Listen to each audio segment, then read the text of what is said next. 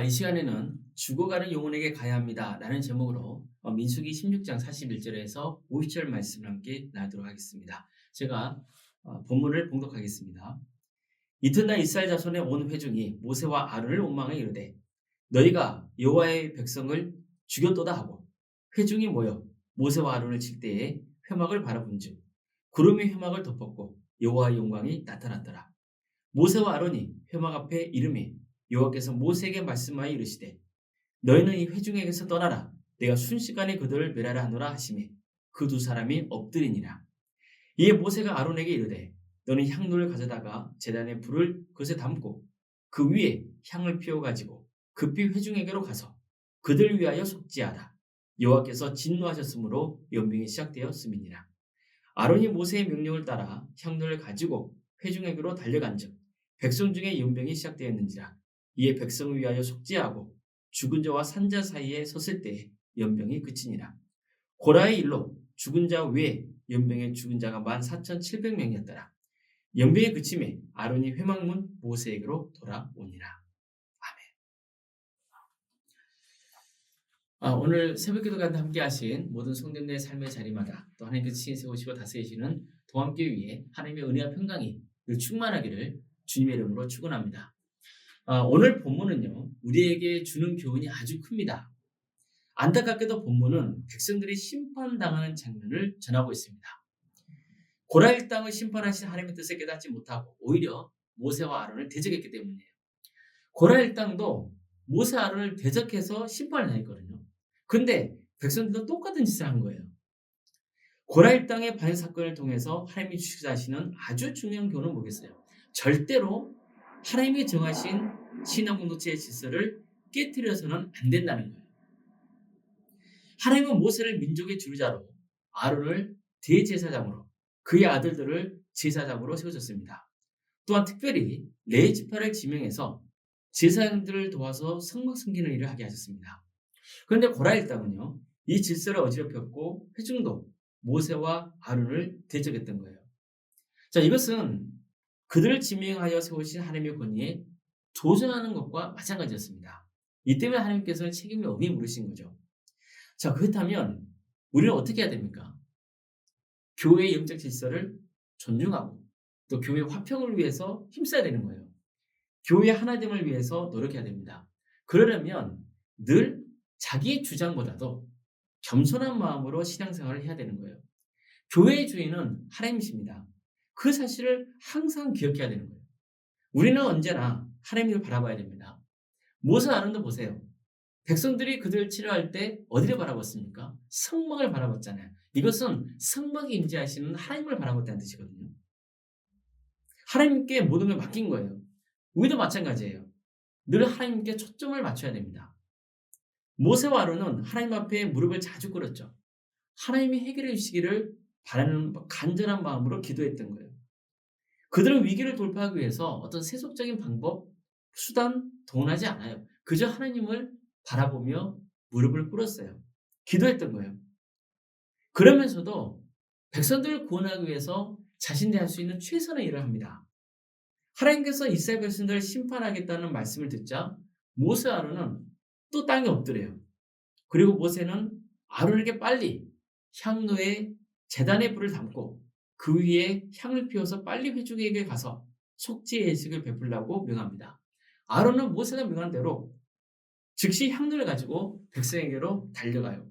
그리고 병으로 죽어가는 백성들을 위해서 속죄의 예식을 베풀었습니다. 그자 재앙이 그친 거예요. 보세요. 백성들은 모세와 아론을 원망하면서 그를 치료했잖아요. 그런데 모세와 아론은 오히려 백성들을 구원하기 위해서 최선을 다하거든요. 이것은 우리의 신앙생활의 목표가 구원에 있다는 것을 가르쳐주고 있는 겁니다. 내가 구원의 은혜를 누려야 돼요. 그러나 동시에 이웃이 구원의 은혜를 누리도록 도와줘야 되는 거예요. 모세는 이스라엘의 지도자로서 아론에게 빨리 가서 죽어가는 백성들을 구원하라고 명하는 거예요. 아론도 대제사장으로서 재앙이 닥친 현장에 가서 속죄의 예식을 베풀었습니다. 이것은 우리에게 뭘 일깨워주고 있는 거냐면 성경의 사명을 일깨워주고 있는 겁니다. 성경을 보면 아론이 백성을 위해서 속죄하고 죽은 자와 산 자 사이에 섰을 때 연병이 그쳤다고 말씀하고 있어요. 즉 아론은 죽어가는 백성들이 있는 그 자리에 섰다는 뜻입니다. 그곳에서 자신에게 맡겨진 제사장의 임무를 수행했어요. 그래서 많은 백성이 구원의 은혜를 누리게 된 겁니다. 전염병으로 죽어가는 자신들은 사실 모세와 아론을 대적했던 자들이잖아요. 그렇지만 이와 상관없이 두 사람은 그들이 할 수 있는 최선의 행동을 취했던 거예요. 이것은 오늘날 우리가 서 있어야 할 자리를, 그리고 성도들 모임인 교회가 서 있어야 할 자리가 어디에 하는지를 일깨워주고 있는 겁니다. 그것은 죽어가는 영혼이 있는 자리입니다. 즉 성도와 교회가 있어야 할 자리, 그 자리는 죽어가는 영혼이 있어야 할 자리라는 거예요. 교회는 죽어가는 세상 속에 들어가야 돼요. 그 세상 한복판에 서 있는 게 교회입니다. 우리끼리 잘 지내기만 하면 안 되는 거예요. 영혼을 구원하는 일에 헌신해야 됩니다. 교회가 선교하는 공동체가 되어야 하는 이유도 이런 이유 때문입니다. 우리가 선교의 비전을 품어야 하는 이유예요. 우리는 선교해야 됩니다. 이건 선택의 문제가 아니에요. 하나님의 부르심을 받은 성도라면, 또 교회라면 당연히 해야 되는 사명이에요. 그러려면 우리가 있어야 할 자리가 어디입니까? 죽어가는 영혼이 있는 그 자리가 되는 거예요. 그대에 있는 곳에 가야 해요. 죽어가는 세상 속에 들어가야 되는 거예요. 우리가 교회당에 모여서 하나님을 예배하는 것 정말 중요합니다. 예배가 가장 기본이에요. 우리는 늘 하나님을 예배해야 됩니다. 그러나 예배만 드리는 것으로 하나님께 할 도를 다했다 생각해서는 안 되는 거예요. 죽어가는 영혼을 섬겨야 돼요. 이 때문에 우리가 먼저 영적으로 하나가 돼야 되는 거예요. 영적으로 또 깨어 있어야죠.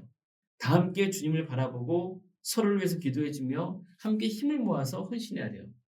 무엇보다도 복음을 붙들어야 돼요. 주 예수를 믿으라. 그래야 너와 내 집이 구원을 받으리라. 이 말씀 붙들어야 돼요.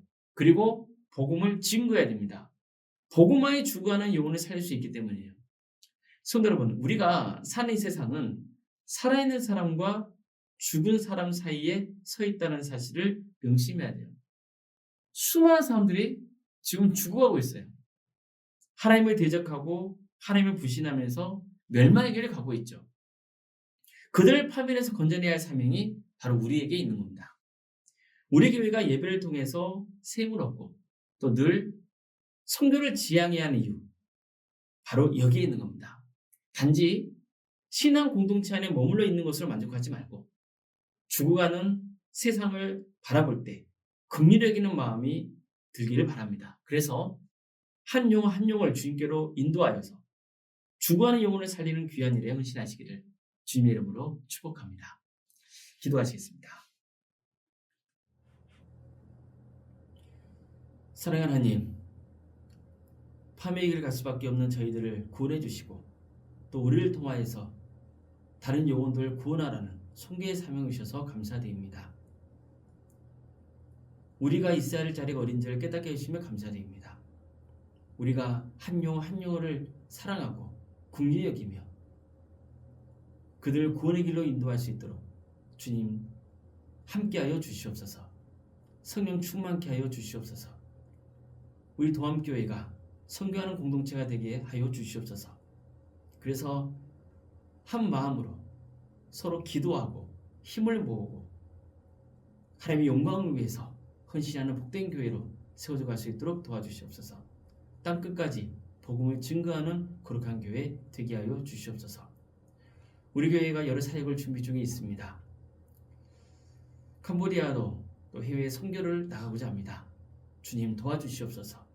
많은 사람들이 참여할 수 있도록 인도해 주시고 또 기도로 하나 될 수 있도록 인도해 주시고 또 참여한 성도들에게는 큰 은혜가 되고 도전이 되며 또 우리가 섬겨야 될 그 캄보디아 땅에 복음의 씨앗이 뿌려져서 언젠가 때가 되면 많은 열매를 맺는 거룩한 역사가 있게 하여 주시옵소서. 찬양 집회를 준비 중에 있습니다. 이 귀한 찬양 집회를 통하여서 우리 성도들이 큰 은혜를 받고 또 하나님을 찬양하고 경배함의 기쁨과 감사가 얼마나 큰지를 고백할 수 있는 귀한 시간이 되게 하여 주시옵소서. 모든 성도들이 함께 참여하고 또 우리 성도들이 초청하는 많은 사람들이 또 이 자리에 모여서 주님을 찬양하고 경배하는 역사가 있게 하여 주시옵소서.